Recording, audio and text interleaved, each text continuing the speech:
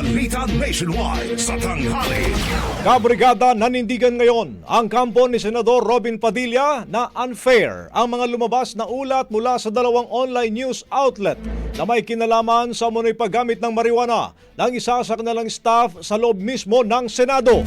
Sa panayam ng Brigada News FM Manila kay Attorney Rodolph Philip Horado, ang siyang Chief of Staff ni Padilla, iginit nitong taliwas at magkaiba ang laman ng incident report sa mga naiulat na balita.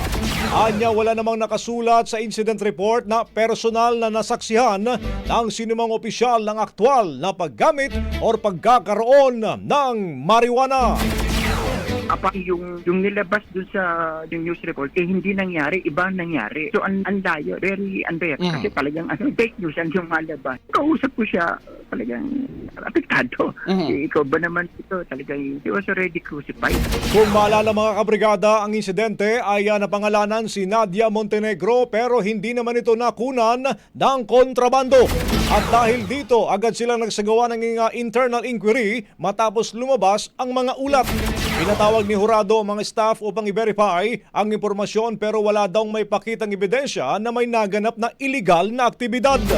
Sa ngayon, wala pang pinal na desisyon ng opisina ni Senador Padilla kung may hakbang ba na dapat ipa-drug test ang lahat ng kanyang empleyado.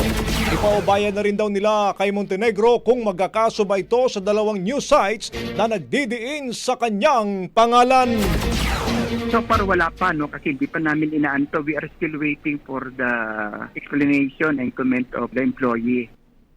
Brigada Balita Nationwide. Ang bahaging ito ay hatid sa atin ng DriveMax Herbal Capsule. Lalaking angat, tumatagal.